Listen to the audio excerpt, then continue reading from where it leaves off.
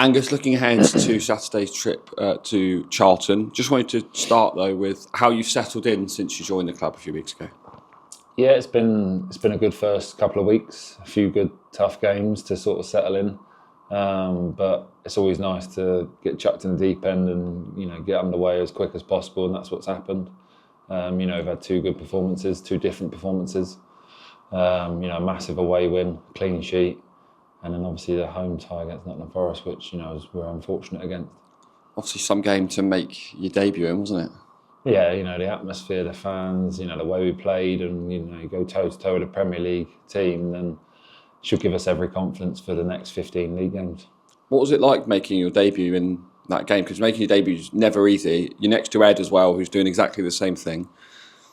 Yeah, it's not easy, especially when there's a few of you making sort of debuts and stuff for your new team. But it was a fantastic experience. The other lads around us that have obviously played there, many a time, sort of helped us through. And I think after the first goal went in, it was sort of like, right, calm down, the nerves have sort of gone, sort of thing. And we ended up playing 120 minutes. It's a long night. You also had two matches, lots of training as well. Do you feel like you've formed some really good relationships, particularly with the rest of the defensive players? Yeah, definitely. The manager's been great on the pitch and stuff, and the way we've just formed and bonded in the changing room and stuff is, it's a great group of lads, like I touched on before. So it's easy to probably, make them friendships. And how would you reflect on the win at Cambridge? Manager said it wasn't pretty, but we got the job done, and that's the most important thing, and kept a long-awaited clean sheet. Yeah, definitely. That's why, I touched on it's two different performances because, you're at home to a Premier League team and then you go away to Cambridge, which is a completely different game plan sort of thing. But it's not pretty, and it wasn't pretty at times. But the main thing is a win's a win and a clean sheet's a clean sheet, and it's obviously something that we've been looking forward to. A lot was said after the Forest game, given the run of form that we've been on, that they've put that fantastic performance in. Can they then follow that up and take it into the league? Do you think that was the perfect result in terms of getting the points and showing that actually we feel like we've coming on a bit of an upward trajectory?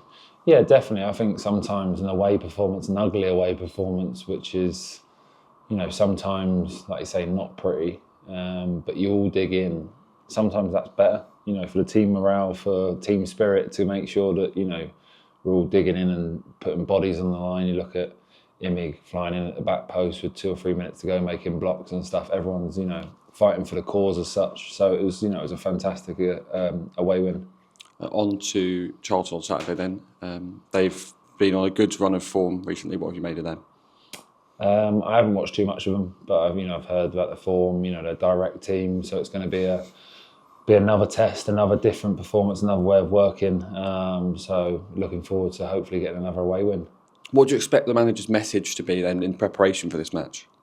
To not let our standards drop. We set that bar now on Tuesday night. We set it again. Again, it wasn't pretty, but we set the standard with a clean sheet and an away win. So hopefully, probably not letting your standards drop and take confidence from the last two performances into Saturday. Been speaking a lot about the supporters recently and the importance they've played. We saw that against Forest and their fantastic following at Cambridge. Over 1,000 heading up to London on Saturday as well, which is a great following.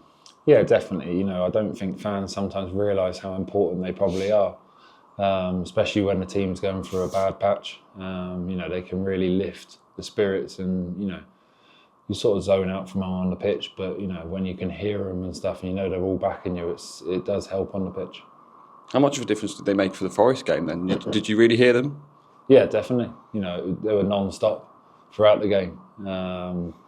So, like I say, they probably don't realise the vital part they do play. Do they almost give you that extra bit of power in your legs? You feel, I don't know if I can do it, and then you hear that noise and it drives you on? Yeah, definitely. I think in a game like you touched on Tuesday, when you're probably in the second half of extra time and you feel like you're running on empty, when someone puts a tackle in and you hear the crowd and stuff, it does give you that extra 1%, 2%.